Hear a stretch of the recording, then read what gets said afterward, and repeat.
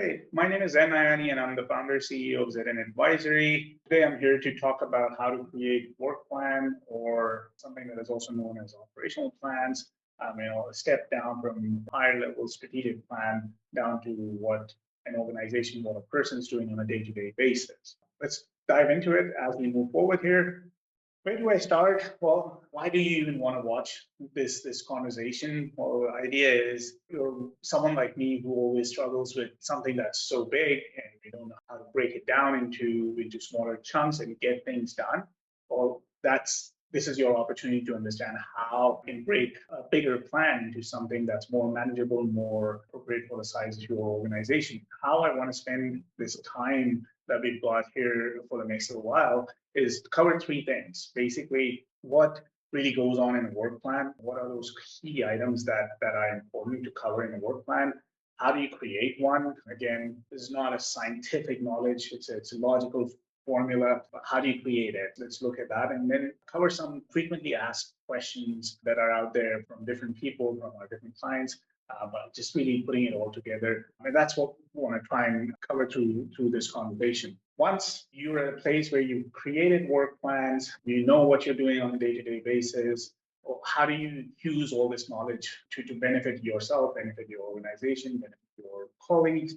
How does it all work out? So number one thing that this kind of exercise do to you, to your organization, creates more transparency in your system. It creates a system that leads to more transparency, more accountability within your organization. It allows you to connect the dots between day-to-day operations versus something that is strategic, something that is long-term. It allows you to look at your community's programs related to, say, education, health, culture. It allows you to look at them and plan them in a way that provides that maximum value to the ultimate beneficiaries of your community. It also allows you to plan projects, and in particular capital projects like housing buildings, community buildings, greenhouses, energy projects, roads, water treatment systems, all sorts of capital infrastructure projects that you can apply all of this knowledge to. And then lastly, you can also apply this knowledge to business opportunities, to economic development projects within your communities to really plan them out. When I think of work plan, what it really looks like at the end of the day, well, here's an example of something we've done in the past. And again, it's a simple example where you've got, let me turn on my pointer, you've got what are the priorities for, and this is an example of a community work plan. So what are the priorities? What are the strategic priorities of this community? In this case, infrastructure development, food security, that's a priority, governance, energy self-sufficiency, financial self-sufficiency. So that's the first layer of information coming straight from their, the longer term plans. Then you've got the projects that they're trying to pursue over, say, the next year or so within each of those priorities. So for example, under infrastructure development, you've got affordable housing project, highway one development, water treatment plants. And for each project, they've got several activities, several tasks that are happening on a day-to-day basis. And this list could go on, depending on the size of the project, depending on the season, depending on the team, depending on the person managing the project, it can go on and on and on. But the point is to not create a book of work plan. It has to be something that is meaningful to your organization, meaningful to you, something that allows you to make more informed decisions, right? And if that's the idea, then it needs to be succinct. It needs to have information that is important enough, that is useful enough for your benefit. The other thing that this example kind of shows is the status of each task, whether something is in progress, something that hasn't been started, or something that has already been completed. So this gives you a real quick dashboard type view, what's happening within this organization at a very operational level. And it goes on to talk about who's managing this particular project, this particular task, who are their support team, who are the champions within this community related to that one task. So it's a simple example. It's also kind of color coded because they kind of speak a lot. Just by looking at it, I know anything that's kind of purple in this case is related to governance, and it allows for kind of more adaptability. More people are able to relate to these little things that end up mattering a lot. Here's a different type of work plan. In this case, it's a capital project work plan. Same type of concept where in the first column, you've got all the major milestones and different little tasks under each milestones, right? So what you see here in gray, those are the big milestones, big ticket items. Then these bulleted items down here, they are all the details, all the tasks within the bigger milestone. Who is responsible for each of these tasks? What's the status of them? And then this part, in this case, it's a bit of a Gantt chart, right? It kind of shows when these different tasks are planned to be done, whether it's 2024, 2025, 2026, so forth and so on.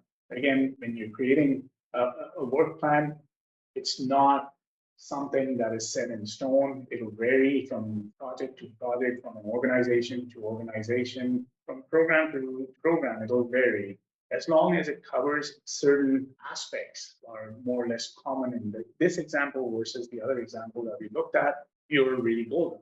So how do you create something like this, right? Is there a formula for it? Again, no single formula, but a series of questions that I will answer in my head. I will start by answering the very first question: where are you at? What's your current situation? Understanding where you're at right now allows you to really reflect, right? Reflect and think about where you need to go, which is the next piece of information. What's your goal? What's your vision for the organization, project, business opportunity? Where do you need to go? How are you going to get there? Well, now that you know where you're at, where you want to go, what are the steps in between those two? How are you going to work your way from point A to point B? Who is going to help you? When do you need to get this project, this opportunity done by? How do you know whether you're there or not? And is there anything that can impact you along the way? So it's a series of questions that we really answer as part of planning any sort of work, any sort of project, any sort of business opportunity, any sort of organization. You always want to answer these fundamental questions. And you can always add more questions to it. And one big question that's missing from this equation is, how much is it going to cost? Who's going to give the money to pay for a certain project or a certain task? Those are good questions as well, but they're a whole different conversation that we're hopefully going to cover at some other point. But really wanting to focus on each of these steps that are in front of us right now. So let's look at each one and kind of dive a little bit deeper real quick here.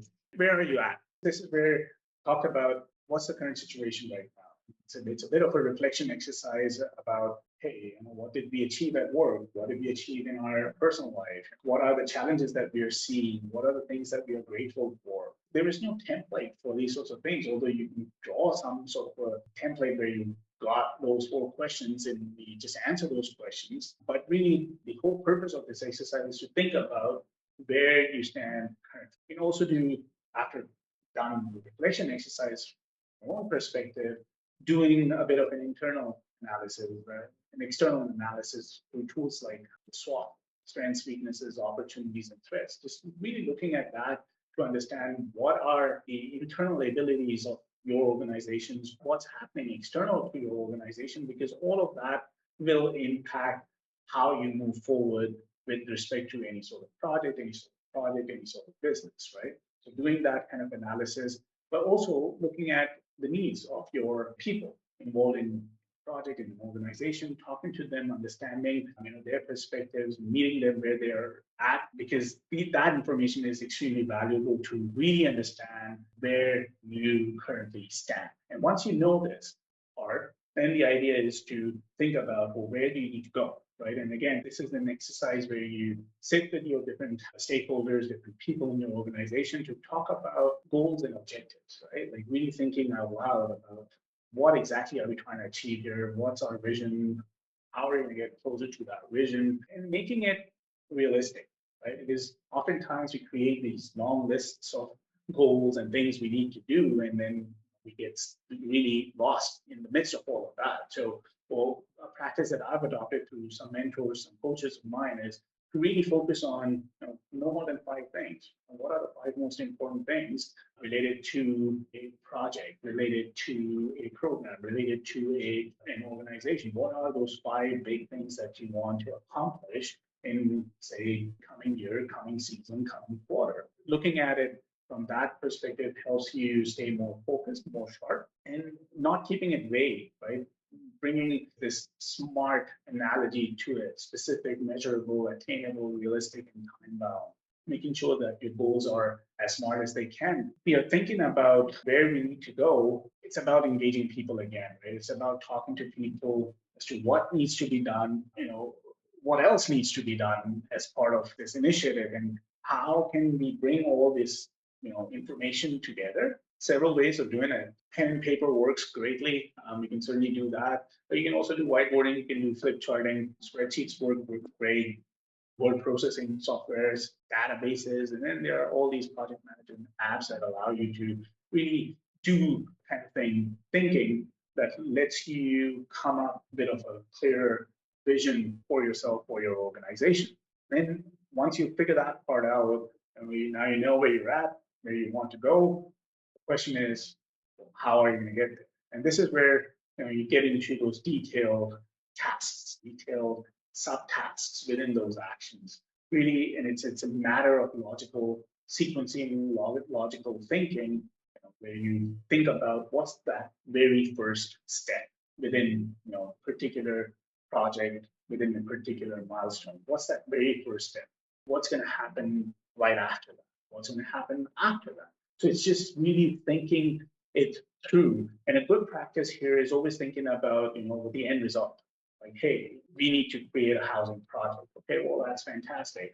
Working our way backwards from that makes a whole lot of sense when you're doing this sort of exercise. To get to that housing project, well, what are the big things that we want to work towards? Maybe we need to do some feasibility work. Maybe we need to do some business planning work. Maybe we need to find monies for this project. Maybe we need to find construction managers for this project. So really breaking it down to a place and then involving teams in that conversation allows us to really think about all the details that we need to help to answer this kind of question. And all of that work isn't going to happen on its own, right? We've got to have people on our teams, right? And again, I've taken an example of one of the previous templates that I kind of shared, but this is the idea where we want to assign responsibilities to the department if you're working on an organization basis, or to a team, but not leaving it at that level though, because it kind of keeps it really vague when you say, okay, well, this particular department, that particular team is going to be responsible for this entire task. It's not best practice. The best practice instead is to assign one person as maybe a lead, assign someone as a support person, someone as a second support person in that order, so that you've got some sort of an accountability and fairness to your system. But when you're thinking about what kind of help we need, probably have resources in-house to do a certain project, certain program, but you might also want to look at people outside your organization to make sure that your project's going to achieve what it needs to achieve if you don't have that kind of capacity in-house. So relying on outside help doesn't hurt. Another thing that you want to answer through a work planning exercise is the question of when do you need it by, when does each task needs to be finished. You could prepare some sort of timeline, some sort of schedule. In this case, I've given an example for the Gantt chart that I previously shared. It kind of just lays it out that after one particular task is complete, we move to the next task, then to the next task, then to the next task. It's more visual, but it could easily be a single column that just has a date in it, and that's okay as well. Again, it could be anything you really want, as long as we are answering this question as to when does a certain task within your plan needs to be completed. You've given enough thought to that. Good job. Move on to the next question, which is, how do you know when you're successful? And this is an interesting question because success means different things to different people. But what does success mean to you as an organization? And how do you want to capture that? Because this really helps you understand whether you've gotten to this place that you wanted to get to, right? And as an example for this one would be, said you want to build the number of houses, right? You've got 20 houses in the community right now. You want to have 40 in the next 5 years. Great. The first two questions you've answered, how would you know you're being successful? So each year you're probably building 10 homes. or 5 homes, whatever that number is, creating that as a key performance indicator for yourself and your teams, it just helps us kind of stay more accountable to our organizations, to plans, and looking at it from a tangible and intangible perspective as well, because not everything can be quantified, not everything can be seen. For example, well, how do you know or how do you quantify someone is sad? You can't do that part. So how do we take those indicators into consideration as well? It's important as part of our work planning to keep that kind of thing in mind. Then the last thing that comes to mind is what are the different things that could impact you as you're moving along this kind of project? What are those risks? What are some of the assumptions that you're taking? What are some constraints? Have you identified those things? Have you thought about the mitigation strategies for them? Have you thought about detailing that you want to do within the assumption realm, like listing them down, validating them, looking at your business continuity plan, contingency plans, those kind of things. Always want to think about it from that lens so that your project, your organization, your processes are as safeguarded as possible in case some sort of a curveball comes. Right? So those are things that we want to do when we are thinking about creating a work plan, where we're at, where we want to go, how are we going to get there, who's going to help, when do we need to get there by? How do we know, that we are there? And is there anything that impacts this project? Once you've answered those questions, you'd have a pretty solid idea of what your work plan would look like. You can label all sorts of things to these questions, but fundamentally speaking, those are the questions that we want to answer. Just looking on frequently asked questions. Some people ask all sorts of questions. So does it have to be on paper? The answer is no. It doesn't have to be on paper. It could be a digital plan of some sort. It could be an app. It could be spreadsheets. It could be something. As long as it's written, it's something good. It's something meaningful. It's something that you can fall back on. But it doesn't have to be on a piece of paper. Although you could, it's just going to be difficult to make changes to it every now and then. Just keep that in mind. Next question: how often should I look at it? Oh, this is an interesting question. I personally look at my work plans on a week-to-week basis, just to make sure that I'm in tune with it and I'm making progress on a regular basis. So depending on your organization, on your team, again, some organizations look at it on a bi-weekly basis, some look at it on a monthly basis. The point is, the more you look at it, the better it is, because then you're aware of what's happening, how far you are compared to your plans. So make it a habit of looking at more often than not. Are there any templates for what we've talked about? Absolutely. There's lots of things out there. You're welcome to visit our website. We've got a few templates on it already, but you're also welcome to email me at zain@zainadvisory.com to get more templates. So yeah, that's all for today. And if you need some help developing your work plans, feel free to give us a shout. We are implementation specialists who help develop plans, help manage those plans and build capacity in the way. So feel free to give us a shout whenever you can.